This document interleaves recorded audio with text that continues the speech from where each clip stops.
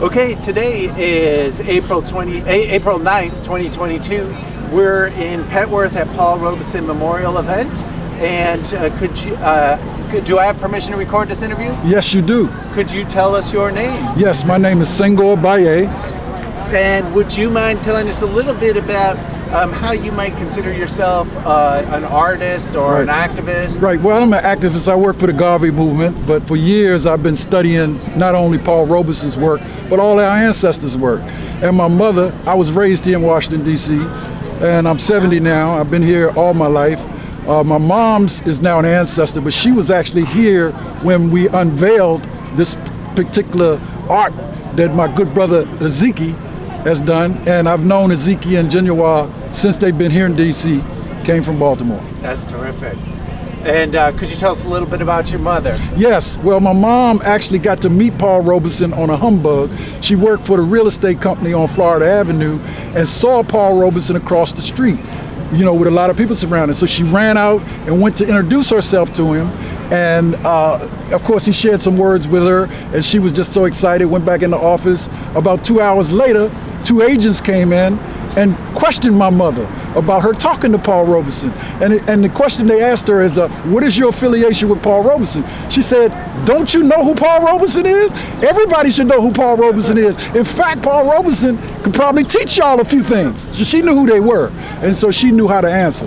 But she told that story here a little bit about how she was so motivated by the works of Paul Robeson. Oh, that's beautiful. And could you tell us a little bit about your activism? Yes, well, basically some of the work that Paul Robeson was doing for humanity, that's the same work Garvey and a lot of other ancestors have done, and we're striving to raise our people up to our traditional greatness around the world. We work with youth. We do all kinds of different things. But more importantly, we're striving to get back to our traditional greatness, and we are great people. Paul Robeson was one of the best athletes, best vocalists, best actors of all time. And unfortunately, he was castigated, he was attacked, and he was pushed away because of his affiliation with communism. Now, I don't support communism, nor am I a supporter of capitalism, but I am a supporter of humanism, and that's what Paul Robeson was. So he did this book, Here I Stand, to kind of clarify of his positions, because he was known all over the world and was great, and everybody loved him until they started character assassinating him and put things out about him, and he couldn't get gigs anywhere. But he was principled, and he was consistent, and he was a humanitarian. And how would you say that has inspired you? Oh, it inspired me because, as I say, most of our ancestors that I work with, they have done great works, and it's important for us to emulate them and carry on that work with what we do. So, even though I retired from the National Association of Social Workers after 22 years in 2008, I've been working to do community service work worldwide. And what kind of, could you tell us a little bit about that work? Of course, getting our young brothers and sisters more on track, because too many of them have been caught up in so much confusion with media and the internet that they have lost track of family ties, and they've lost track of how important they are, because all of us are important. No one is better than the next person. It's just very important for them to understand their importance and to understand their value, so that they look forward to do positive things in life instead of get caught up in the negative life. That's terrific. Now, that's the main work, but of course it ties into music, you know, and a whole lot of other things which are really very relevant, as well as unifying people globally. And I understand you're a musician. Well, yeah, I percussion. I play drums, percussion. I play percussions. In fact, Baba Ngoma, who came here and did stuff where you got him up on film, I studied under him and quite a few people. So I do that recreationally, and I'm a reader and a writer, and I'm an author as well. Oh, that's terrific. And how do you, how does that, you said you talked about the music in terms of your larger work and in terms of building that sense of dignity. And right, well, music is very important, and unfortunately, some of our artists to get paid have strayed away from their positive messages, and they come up with messages that are not as positive as they need to be. Unfortunately, a lot of our artists are caught in that. But you do have a lot of great artists that need to be promoted and pushed, that are putting positive messages out, because generations that come after us, it's important for them to get the positivity versus a lot of the negative things that we've got caught up in. Yeah, that's great. Could you tell us a bit about the particular communities and also the larger idea of community in terms of what that means to you and who are those folks? Well, first of all, the first community is your family.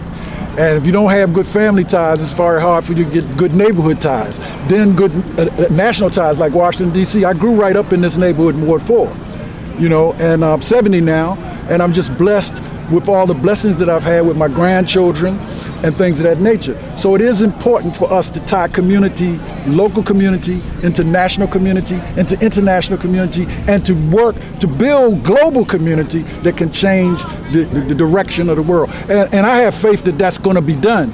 It's just we're losing so many people, young and old, unfortunately, through not being clear and conscious enough to understand our purpose here.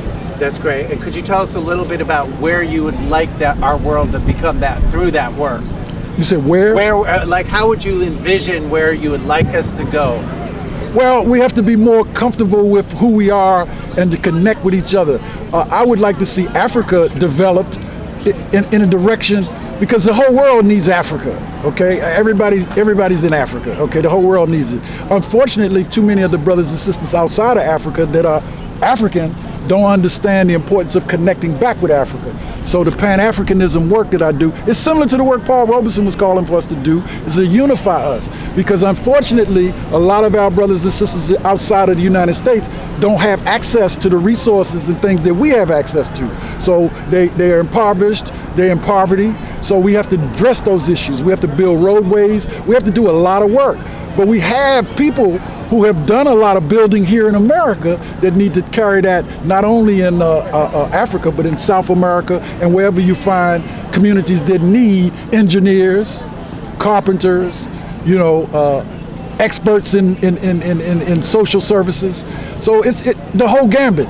So really, I have committed my life to that. So I'm retired, but I'm not retired from doing that kind of community work. I won't retire from that. That's beautiful. Any last things you'd like to leave us with? Well, I would just say thank you for coming out and doing this.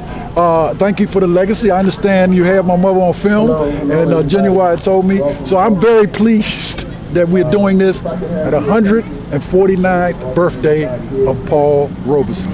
So here we stand. Thank you so much. I appreciate that.